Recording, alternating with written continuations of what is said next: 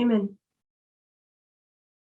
So my subject at this camp meeting was the importance of the nature of man.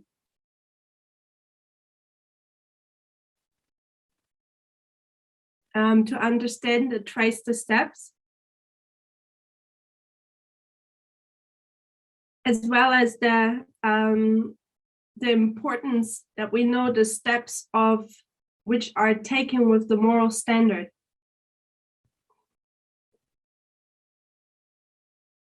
And what's the foundation behind it is, and what do you believe? How readest thou?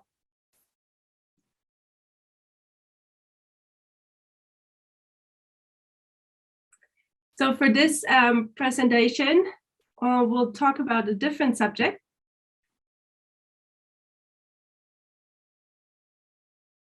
And I thought we'll talk a little bit about information war.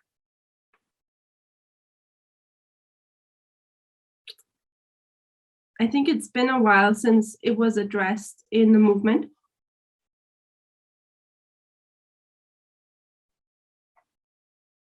And I'm acknowledging that information war is a huge topic.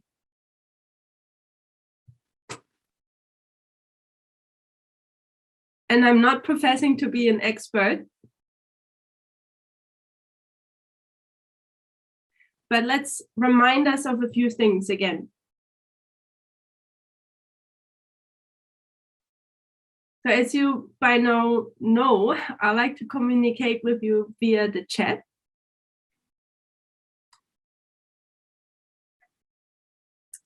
So if I ask questions, use the chat to answer me.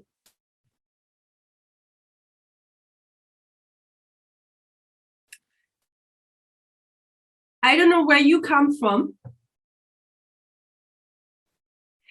but I come from an Adventist conservative background.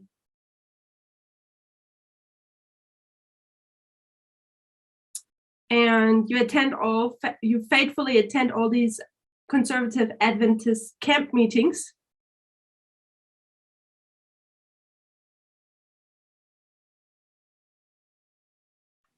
Where you speak about the end of the world and how it looks like. Germany is especially influenced by Walter Veit. The conservative Adventist section is influenced by him. And I want us now to go a little bit back to our old mindset. Let's be one more time a conservative Adventist. What was our opinion back then? What did we say how the end of the world looks like?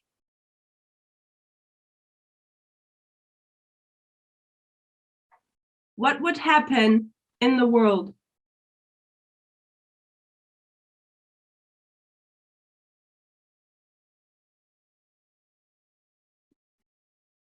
What are shortly before Christ's coming, shortly before the son-in-law?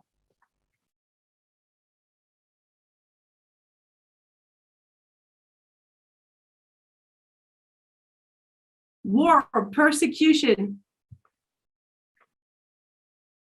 Persecution again. Wars and rumors of wars. Natural disasters.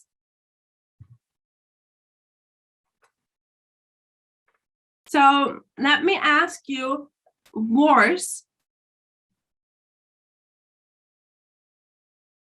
microchip, okay, one world order. How does the war at the end of the world look like?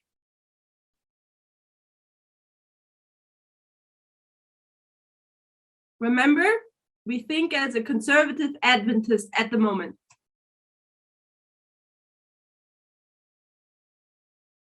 hot wars, chaos in the world, nuclear weapons, I guess. What kind of weapon is often also addressed?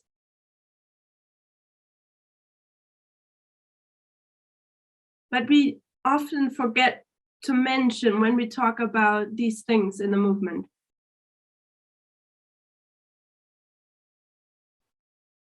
What are people also afraid of? So it's war, it's a nuclear war. And there's a different type of weapon.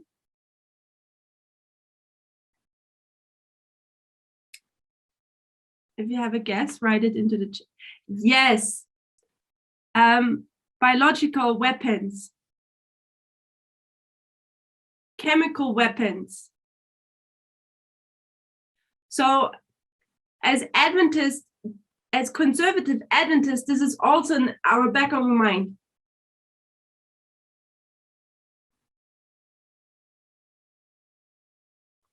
And then what is happening to our financial system?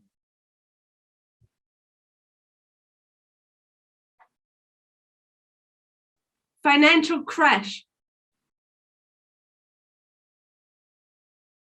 Collapse. And then now that I have the chance now, I need to disappoint every conservative Adventist.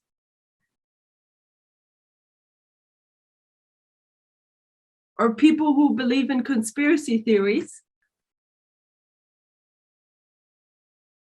The idea that we won't have cash money anymore, but will only pay with cards or other things,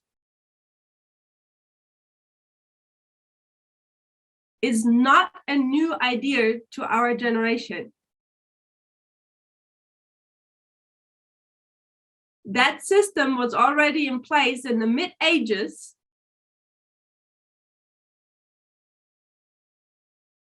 And it did work.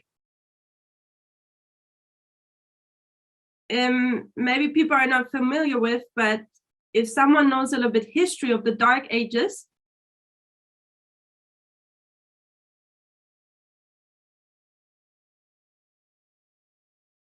there was a wealthy family called the Fugger family. And they invented that system. They already applied it in the Dark Ages.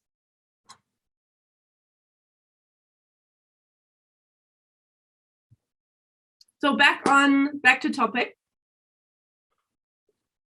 So as conservative Adventists, we believe at the end of the world, there will be a hot war.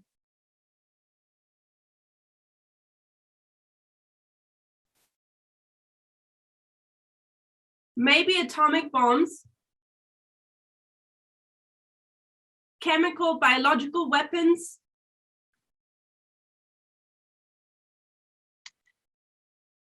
So as conservative Adventists, we consider wars at the end of the world.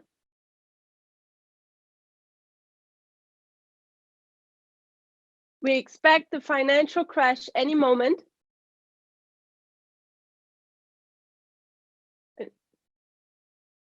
A new world order. Money will not be worth anything anymore. One type of payment, one currency. And when we read the Great Controversy, what do we expect what will happen to us as faithful Adventists?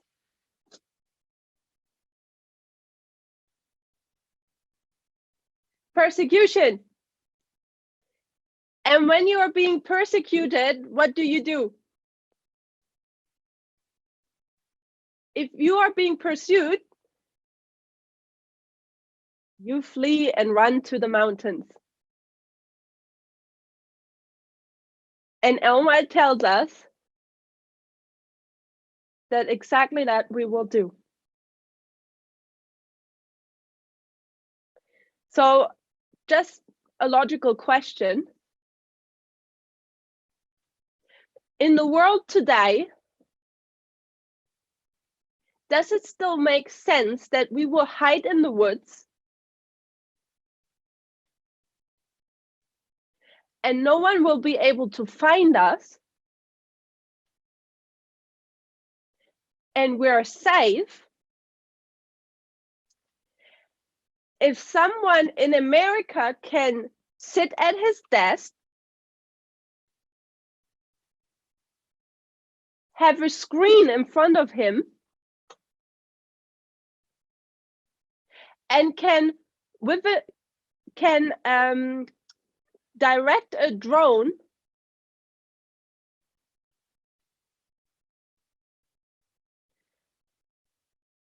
and shoot a target anywhere in the world.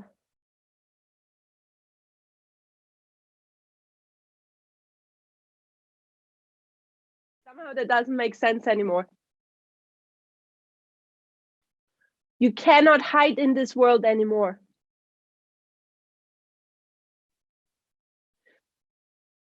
So as conservative Adventists, we have our view of the end of the world.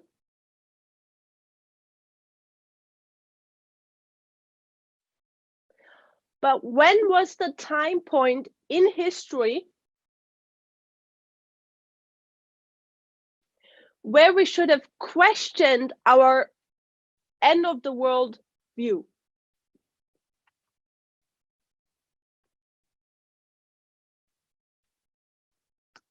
Give us a date.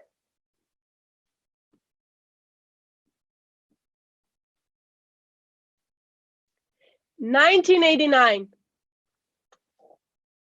So why would be 1989 the date where we would question our end of the world view?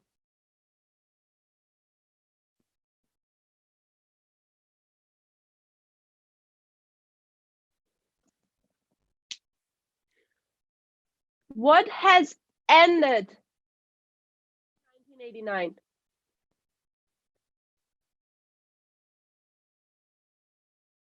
The Cold War has ended. So here we have the Cold War.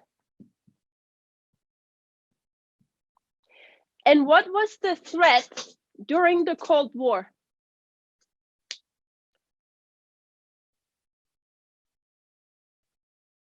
Nuclear threat. There was a nuclear threat. And at the places where the Cold War was hot,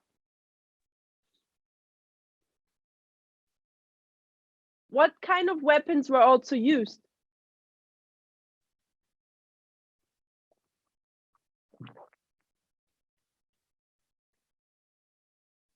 Biological or chemical weapons.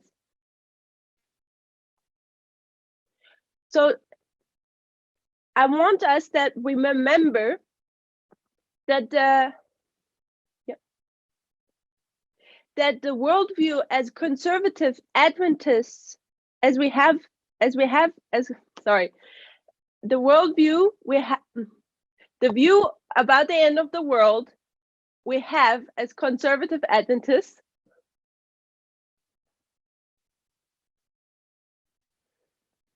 sorry, it was a long day for me today, comes from the Cold War area.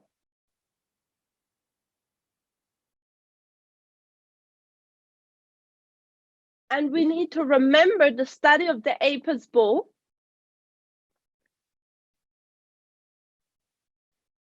And that Adventism has taken something from Protestantism.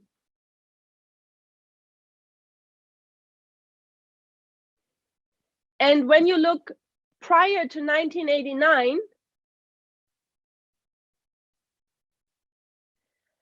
you can look into the Protestant world and you see several preachers preaching about the end of the world.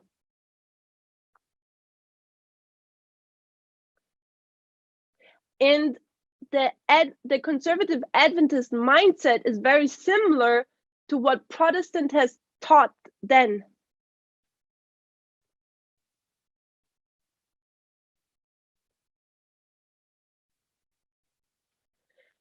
When we look at people like Mary Stuart Ralph, I hope that we're familiar with this history. Otherwise, I suggest that we have to watch one more time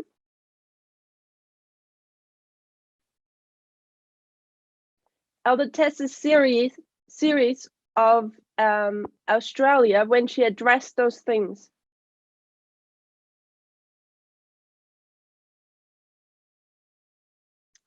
So 1989 is a turning point. The Cold War is ended.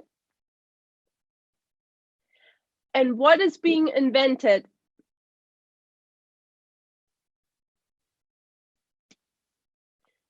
Internet. So I know it's a bit of a process, but we'll mark it at 1989.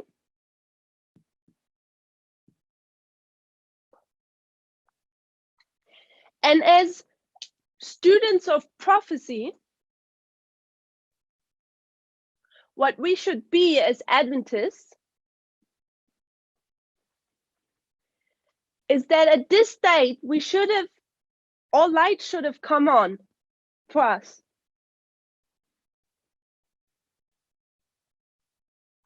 We should have understand that there is a change of dispensation now.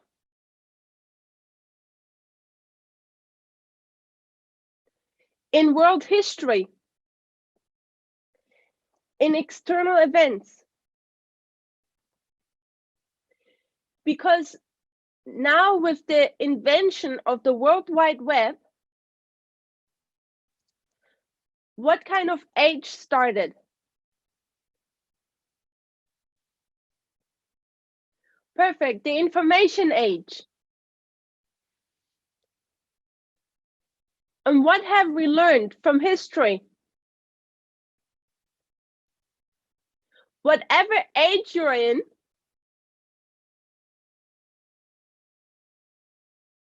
go to war, what type of tools or weapons are you using?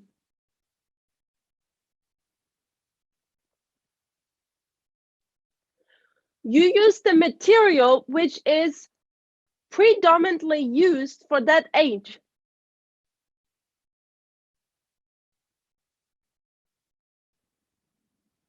So when we go to the Bronze Age, we see weapons out of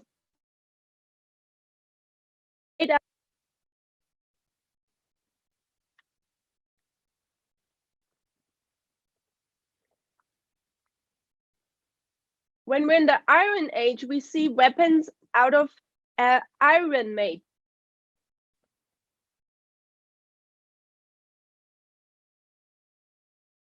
So when we're now in this information age,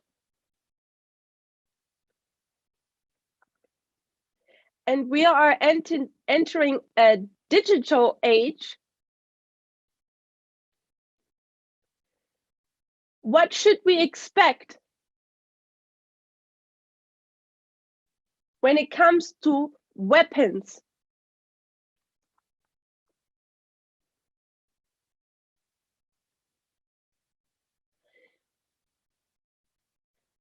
We should expect a change of weapons.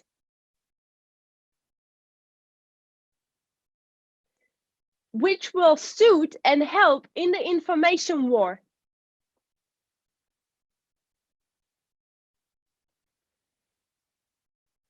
And this is where I say Adventism should have seen that.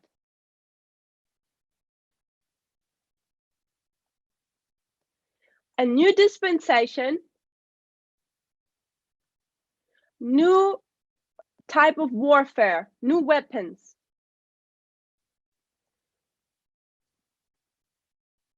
And where do we get this confirmed? At what waymark? Give me again a date.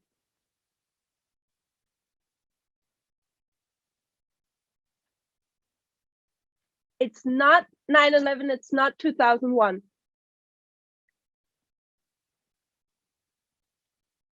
Not 2014, not 2016, not 15, not 3, not 18. Someone said it, it's 1996. So why would we get this confirmed in 1996?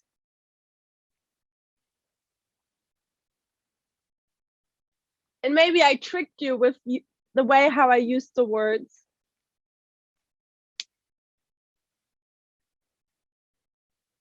Because normally we say at 9/11, that's the confirmation of the message. But I'm marking here 1996 because the message is formalized. And we know that whenever something happens internal, something also happens external. So 1996, internal formalization of the message. And what is happening externally?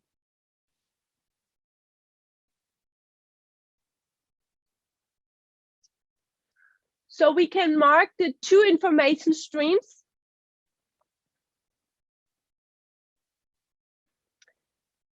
CNN, Fox News. Two info streams.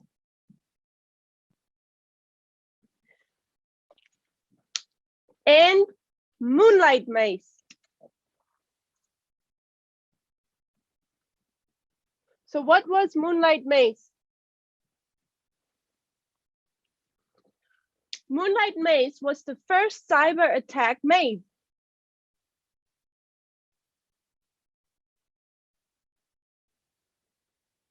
Russia spied on the US for a few months, I believe.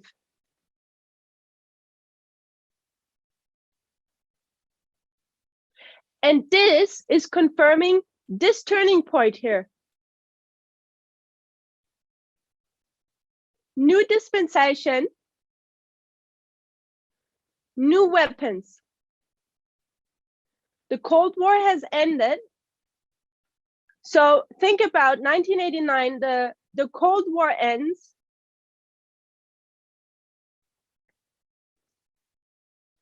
And Europe has experienced 2 world wars.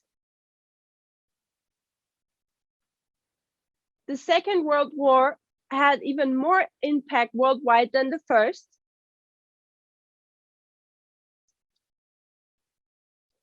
And right after the Second World War, you have the Cold War,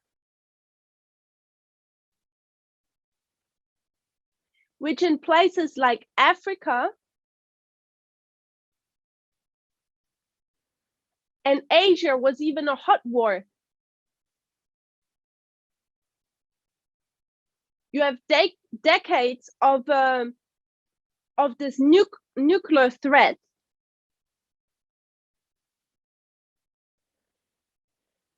People are tired of war.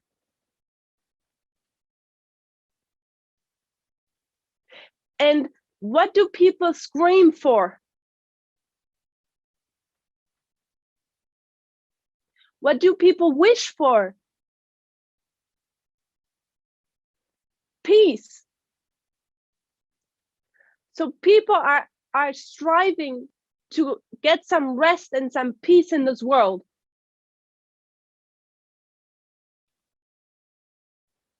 To start new wars gets really unpopular.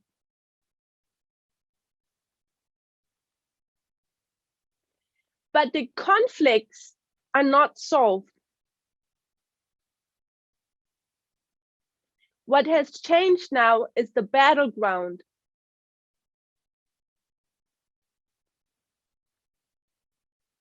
And the weapons.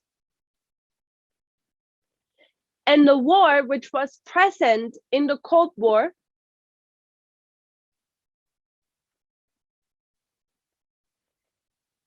sometimes we can still see it up front. We can still see we can see publicly still the war. But as we research more, we see that modern wars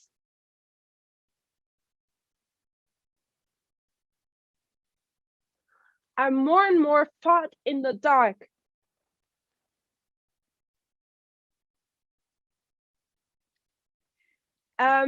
Either by proxy wars,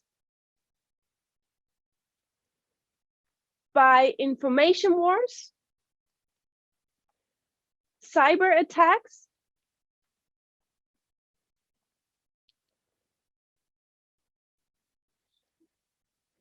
I'm not sure what the English word is.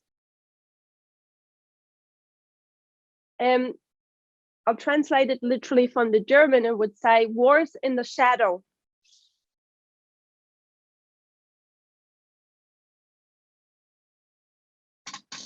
So it gets not so easy anymore to see what is going on.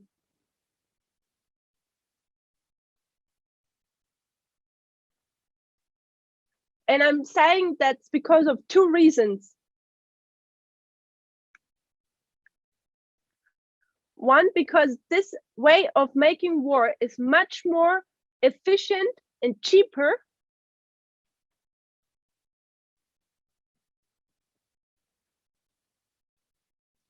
Doesn't cost as much life and can apply much more pressure on your enemy. And the second reason is that I suggest public opinion wants peace often.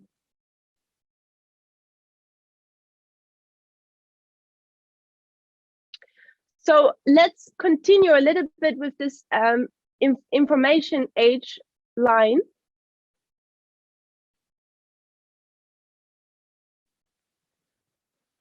What happens at 9/11?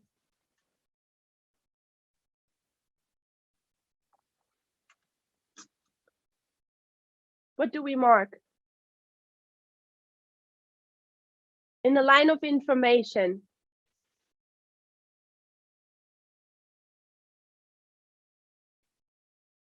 We have Moonlight Maze here.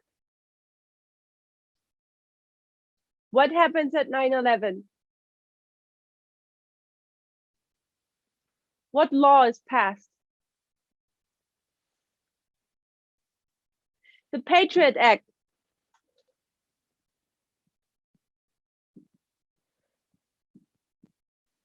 So now we're seeing that people are being spied on. Under the motivation of guarding the country from terrorists.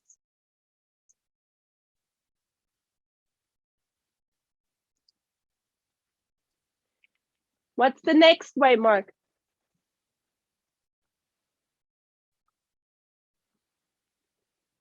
See if someone knows. What's the next way, Mark? We mark.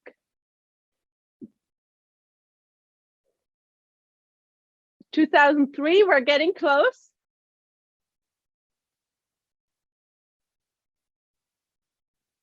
(2005) is also close. What's between 2003 and 5?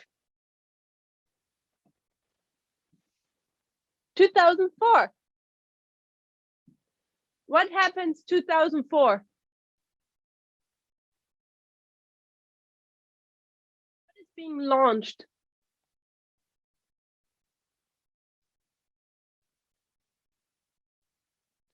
What starts? Yeah. What starts in 2004?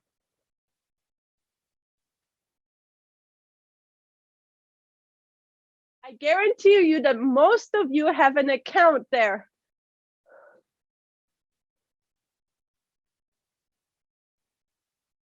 Not about the Iraq war, we're in the line of information war.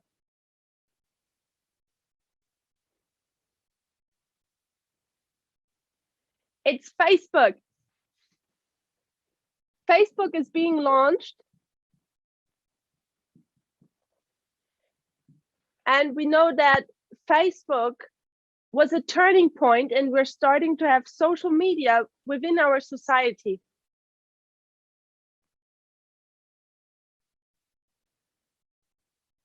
And since Facebook, others have come. What's our next state?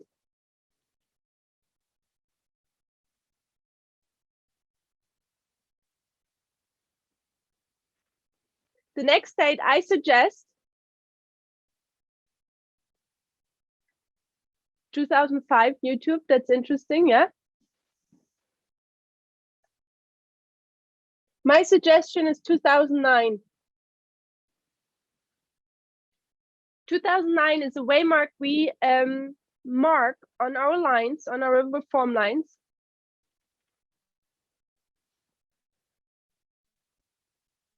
When it comes to the Boston Tea Party, the financial crash, but something also happened in the information line. 2009, there's a cyber attack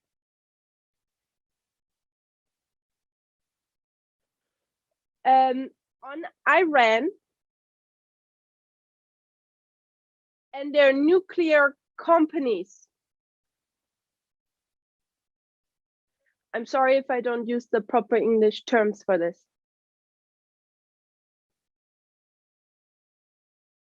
And there was something about the cyber attack which was different.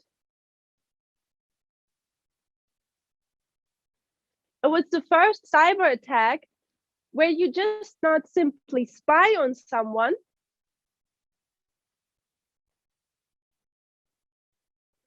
but this cyber attack had actually a physical harm later on.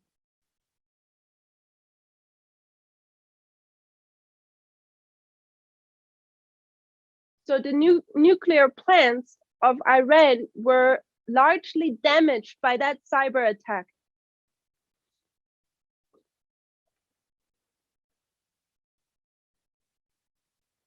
And the major countries of this world are watching the cyber attack.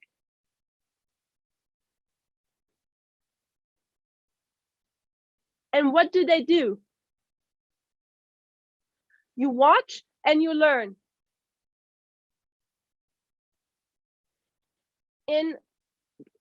From that moment onward, you see how cyber attacks are continuously growing in the world.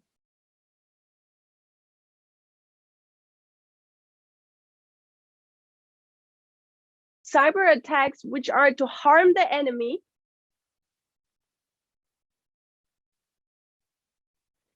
put pressure on him, and cause physical damage. So we see that also some years later, how in the Ukraine, how in the middle of the winter, the electric was turned down.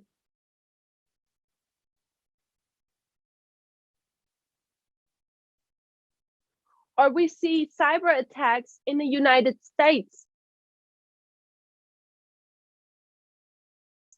And it's very interesting.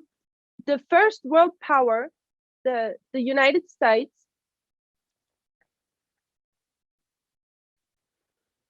who spends so much money on military, weapons and equipment of war, who are so present all over the world with their military, when it comes to this new way of warfare,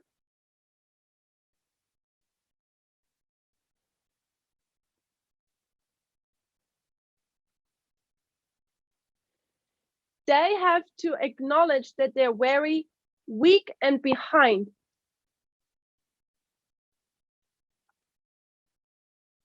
And that's why we have someone like Biden now, who's trying to strengthen the cyber capability of the United States.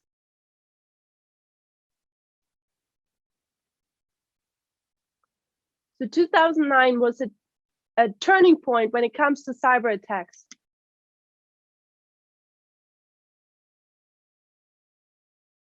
What's a major waymark? We know 2012 is connected with 2014. And what do we mark there?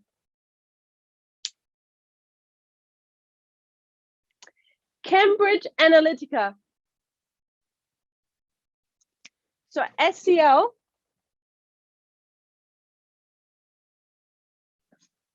and then Cambridge Analytica. Now we have a turning point in information war. Now the war is not just cyber attacks. Now you have a tool where you can use the people of one land to fight your fight.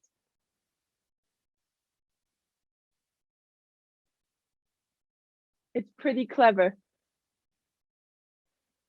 I don't know if you have studied how Cambridge Analytica works.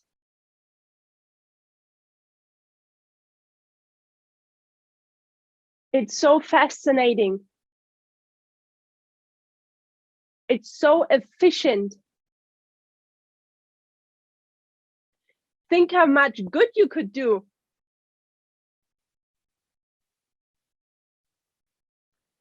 But history teaches us that often if something was newly developed, it very soon was used to bring in evil.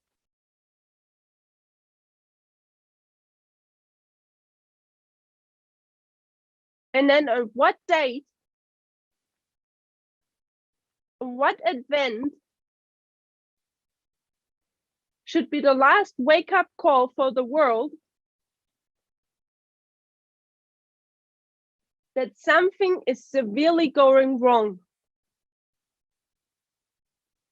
and that democracy is in great danger. 2016. Why 2016?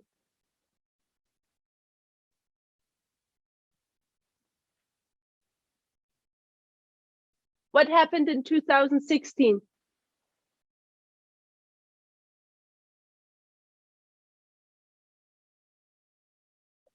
So Russia meddled in our elections.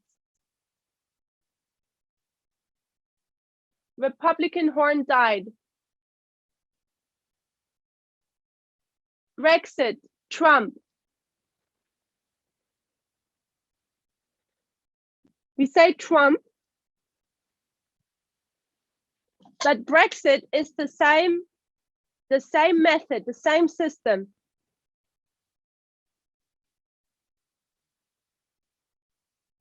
And that was the result of everything combined.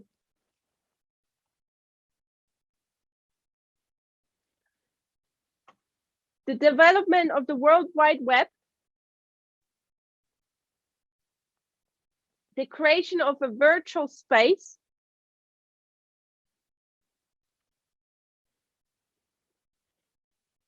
is creating a new battlefield in our day and age.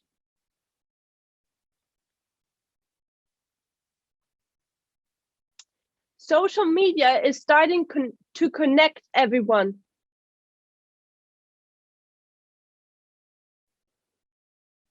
More than ever before.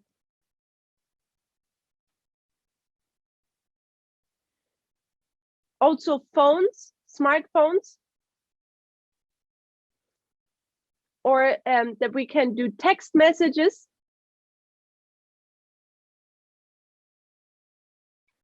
And the problem is, the more people are present in this virtual space,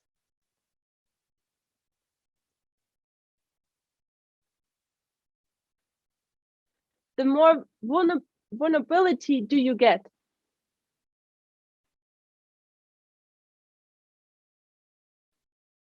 Verletzlichkeit. So, and what happens in 2000, I mark 16, but we know that it started before.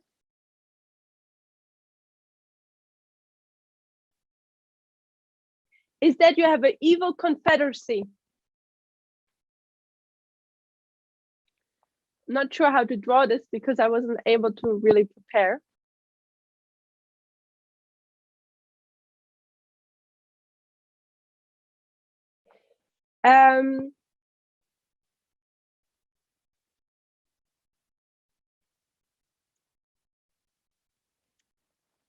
Let's see if we can do that. Let's take America as an example. But we know that this example has worked everywhere in the world.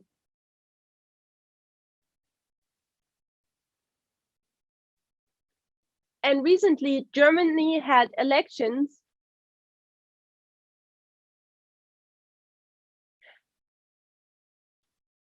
And you would think that Germany, watching 2016 and what is happening to the United States,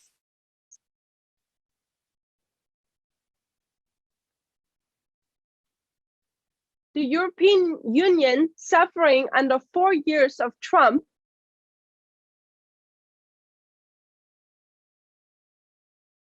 you would think they would learn something and say, what can happen to America can happen to Europe.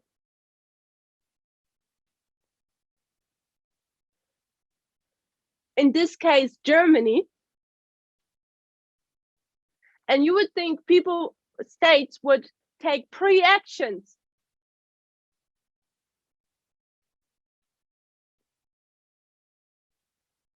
The Laodicean condition is not just in the Adventist church.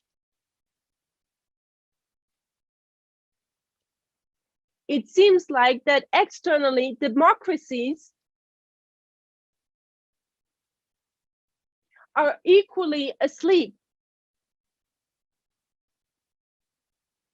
The German election was majorly attacked by information war.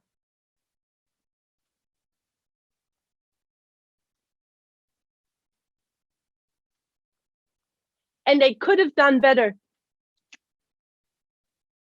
But they wasted the time they had.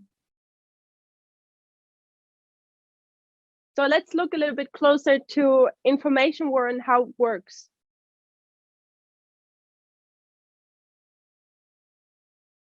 So when I lived in America, in the Bible Belt in the South,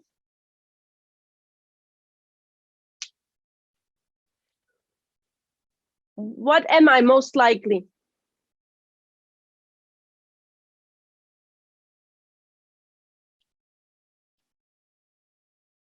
A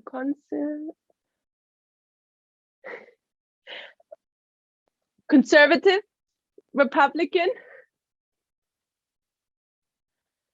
I'm going with Protestant. So I'm a believer. And when I believe, when I'm a Protestant, where do I go? At least once a week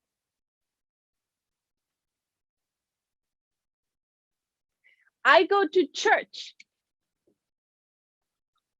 So I'm a faithful believer, and every week I'm going to church. And what do churches do with their members? Just some logistic question.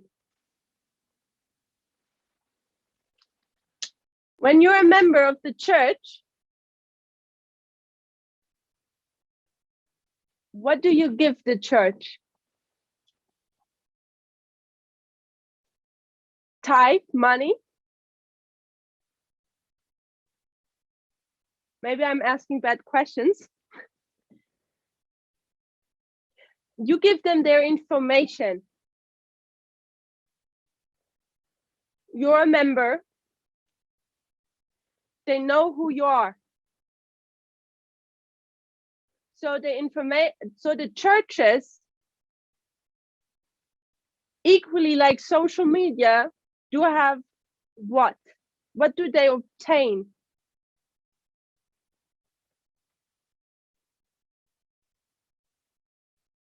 They have a huge data pool.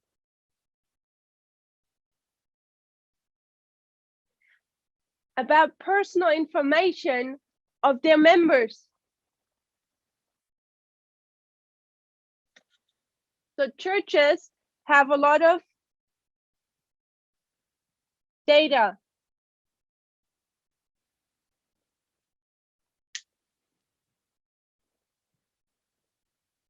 So what if on the other side you have a political party?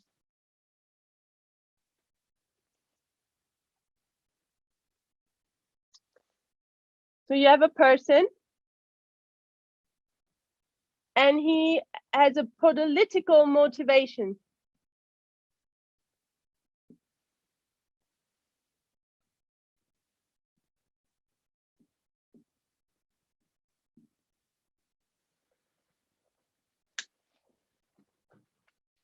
What party in America is political motivated?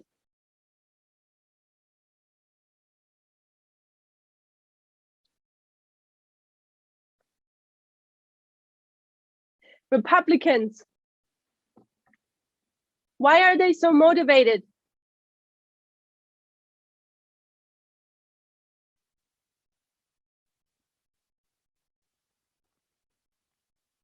Why are Republicans motivated? They are losing. Why are they losing? Because the Democrats are winning. The type of where society goes,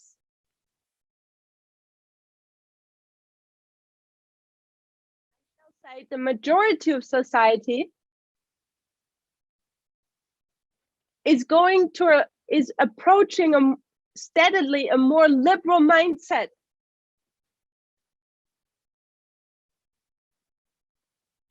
Republicans, conservatives are losing, and it's a minority who feel threatened by this liberal push.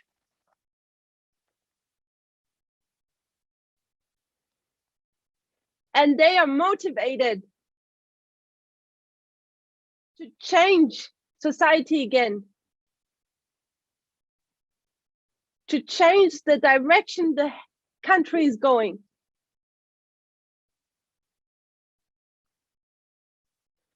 So you have the churches with the data. On the other side, you have the political party, which is motivated.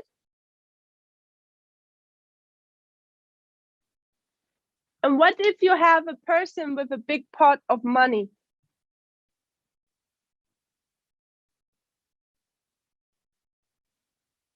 So here we have a person.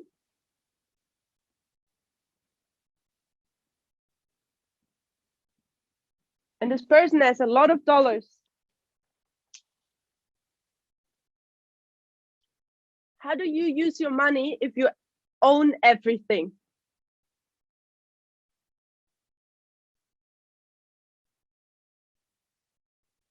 You try to get more influence.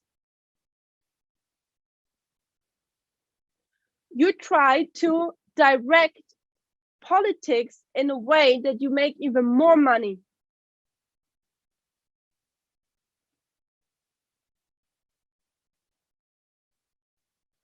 No matter how rich you get, you will never have enough. Just your goals and ambitions will change. And when you're a big company, you want to, what don't you want to do?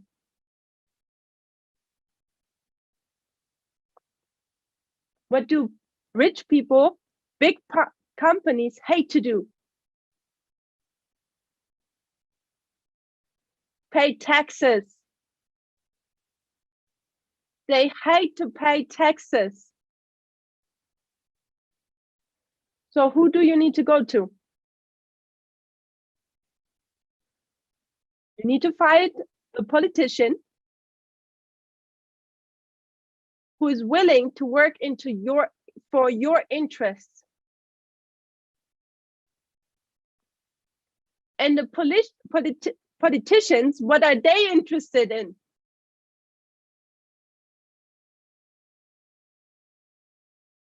They need the money. Why do they need the money? For their campaign to gather votes. So you see the symbiotic, is that what you would call it? Symbiosis. So they help each other. It's like a perfect marriage. You have the person with the big pocket who wants to enter politics, find politicians who will work out their interests. You scratch my back, I'll scratch yours. Exactly.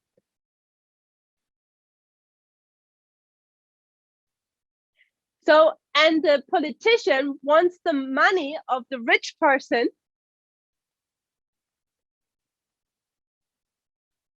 in order to ensure more votes. And then you have the churches, which are of similar interest. The churches want to reach out to whom?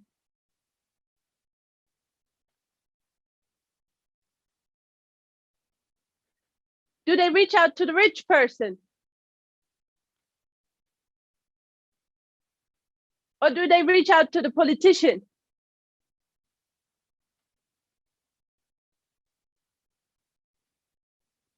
They reach out to the politician. Why would the churches reach out to the politicians?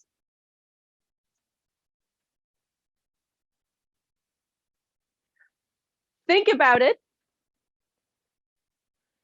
According to the words of Walter White, this world has reached the status of that Babylon is fallen, is fallen.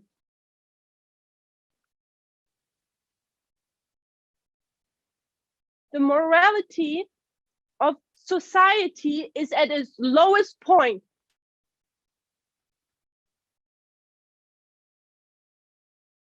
Do we know why? We know Walter White's argument why society has reached its lowest point.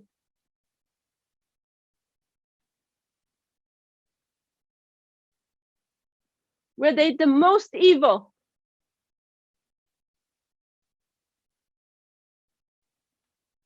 So recently, at a camp meeting in Germany, he has preached the moral apostasy of the world are three things.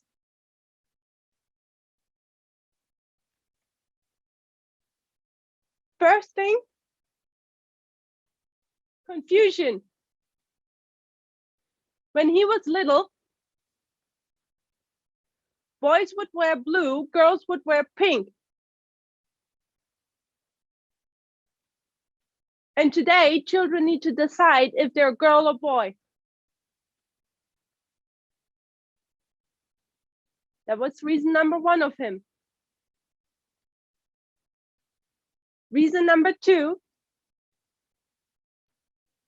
abortions. How evil is society to allow abortions? Reason number three, the last reason he's mentioned in his sermon, LGBTQ. And who is sharing the mindset of Walter Fight?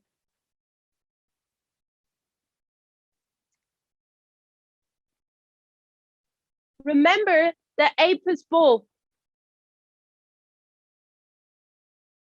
Where does Walter Fight get his message from?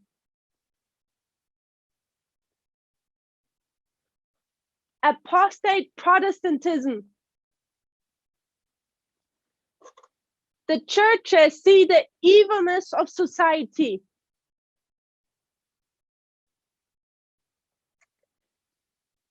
The push into the liberal direction. Away from God. And what does Ellen White tell us? What will the churches in America do?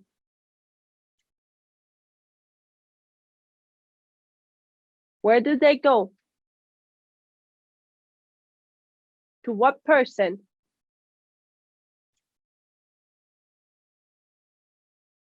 They will go to the government.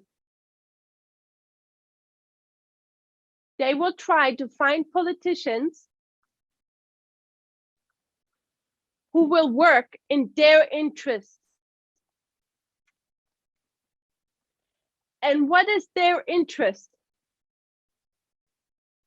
What's the interest of the Protestant church in America?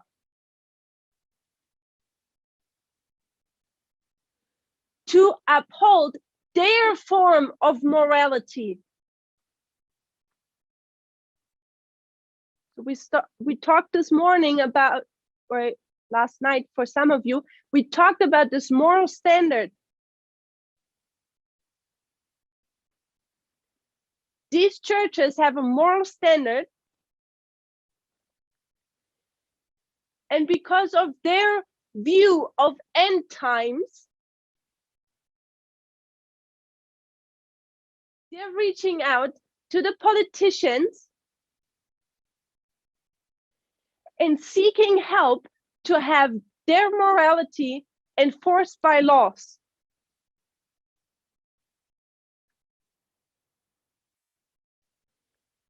And this politician who is motivated, what does he get in return from the church?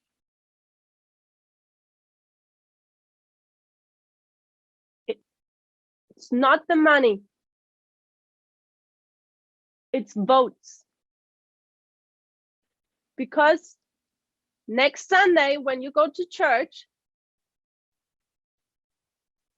and you listen to your preacher, what will they tell you? What will they preach to you? Donald Trump is the anointed one. He's the Cyrus. He will free us. So, do we see this play? how several groups of interest come together.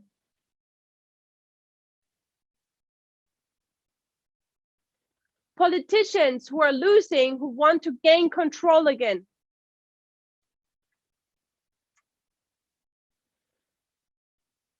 Churches who want to have their morality enforced.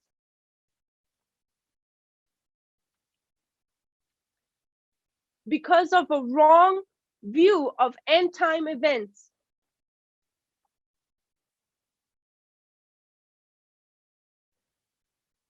And you have people with big pockets, like it was here with Robert Mercer, who's supporting the politicians so they gain their interests. So there's just one person is missing. Who's that person?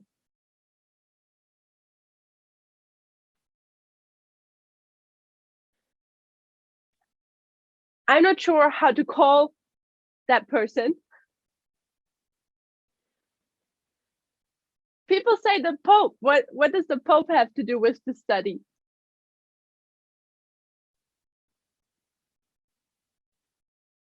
Bannon, I suggest, is a politician.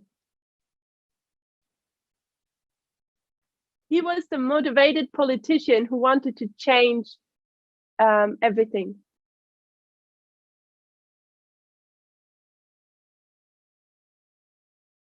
So someone says Putin. I know that Putin has done a lot to harm democracy in America.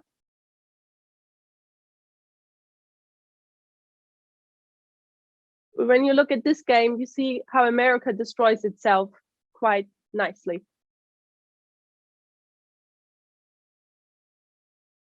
So the person missing is Cambridge Analytica.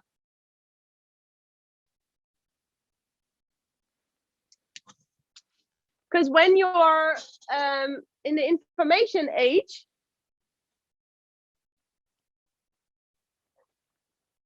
you need a person who knows how to handle the weapon.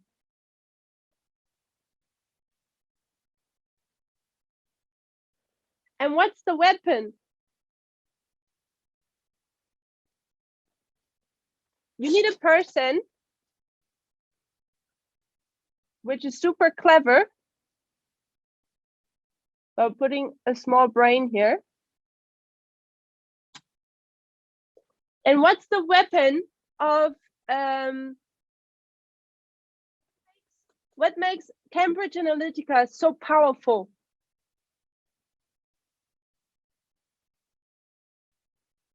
What's their secret to their success?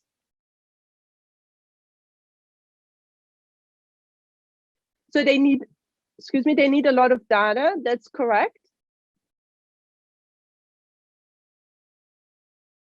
What tool do they use? There we go. Algorithms. Artificial intelligence. Künstliche Intelligenz. So we go with AI. But also standing for algorithms. I know the algorithms, artificial intelligence would not work if you do not put information into it.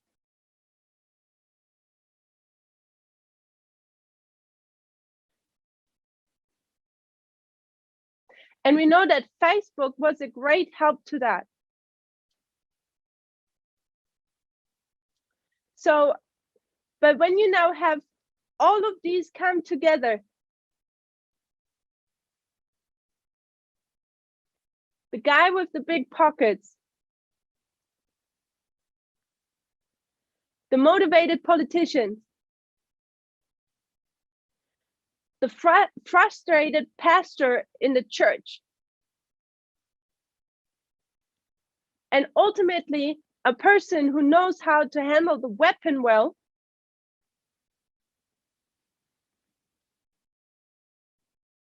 who all have a common interest or share interests where they can work well together.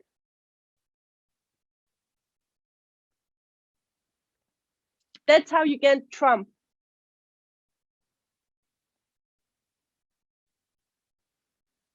So we have the churches,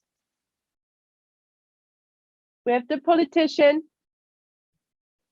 we have the money, and we have the weapon. And suddenly the world is not the same anymore. Because the result was Trump. And we know that in every country of this world, this is how it works.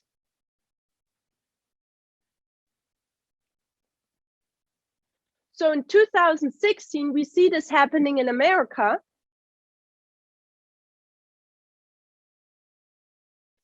But what we can do is that we can take these various components and then you go to your country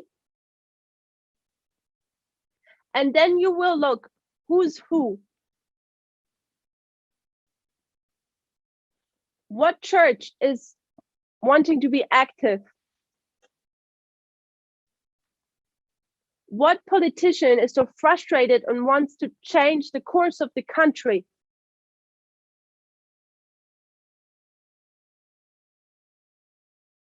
Who's the guy with the big pocket?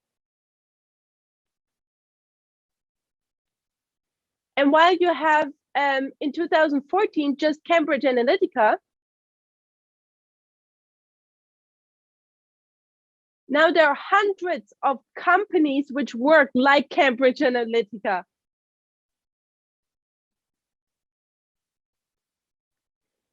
It's a major problem in Brazil.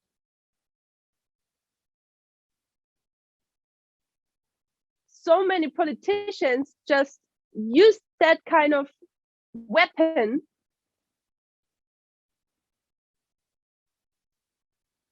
to help their campaign. This is a huge topic because we could actually go now more into detail how this works here.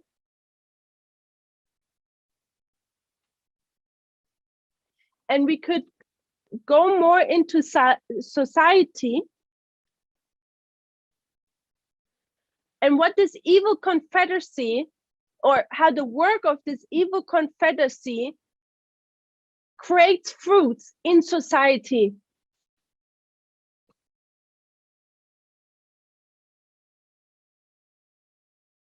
And how society is being affected by this game.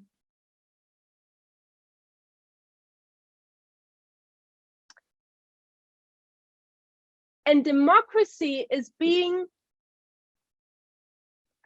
sold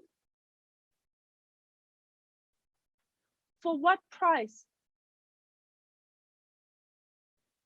Did some people get richer who are already so rich? But some people are just interested in getting a nice career.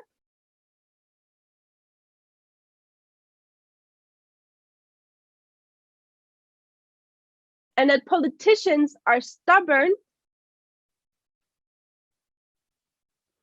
holding fast on a model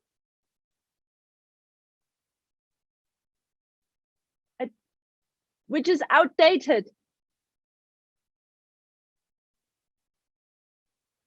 Capitalism worked well after the Second World War, but not any longer.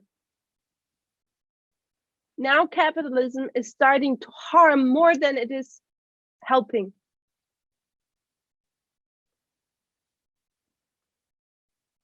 And churches who read the Bible wrong.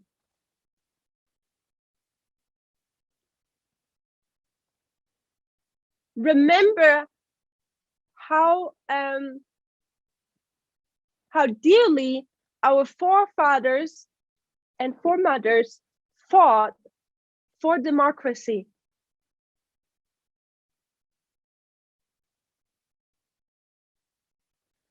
How many generations and wars were needed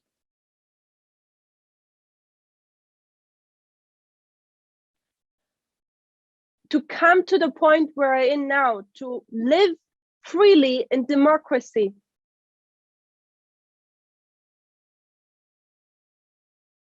And this work is being destroyed subtly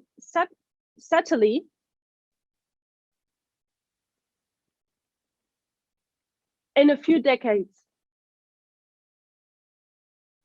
How sad is that? In closing, I want to read one quote. It comes from the Bible commentary of Revelation 12, I believe.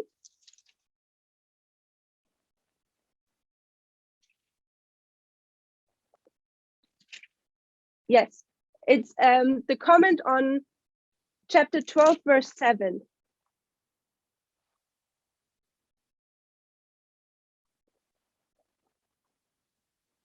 It's letter 114 of the year 903.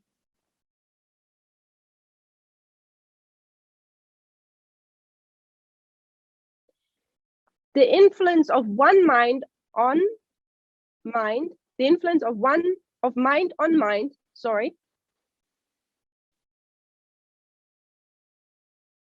so strong a power for good when sanctified,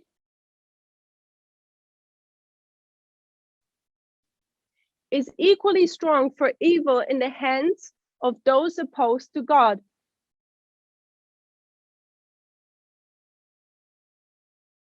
So this power Satan used in his work of installing evil into the minds of the angels.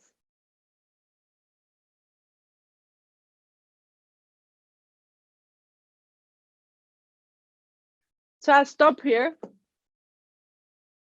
The first sentence is important. The influence of one mind on the other.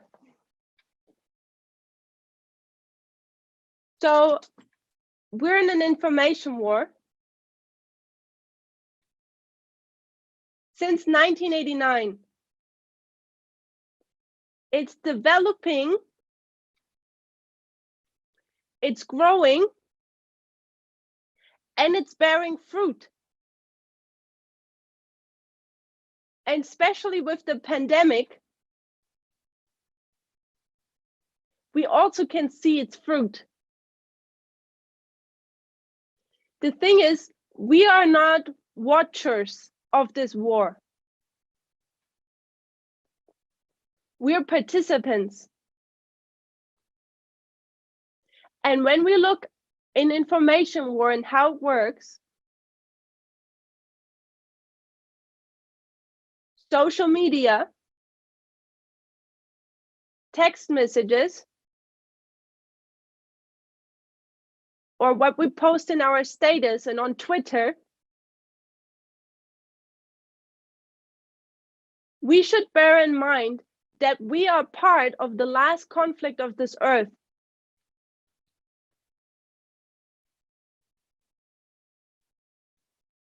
An information war between Satan and God. And we all have an influence on the other mind. And you should ask yourself the question, on what side do you want to be on?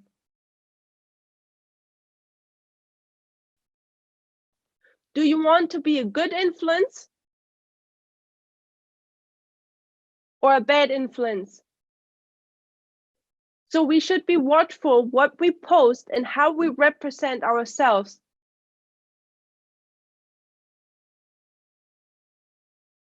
Because as a member of this movement, you're not just representing yourself,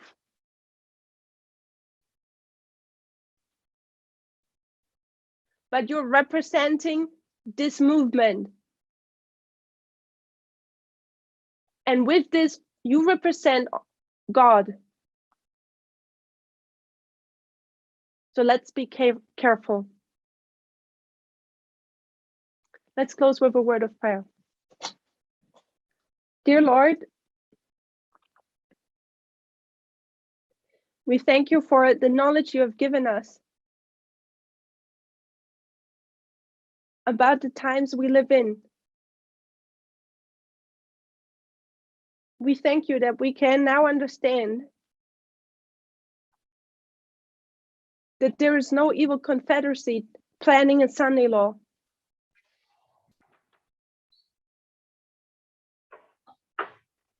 There is an evil confederacy,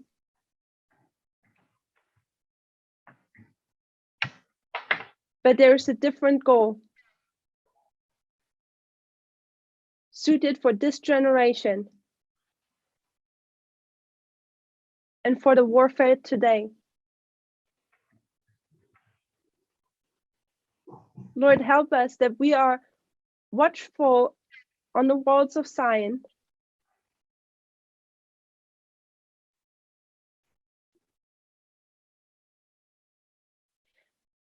that we guard your truth, and that we are a faithful soldier in your army.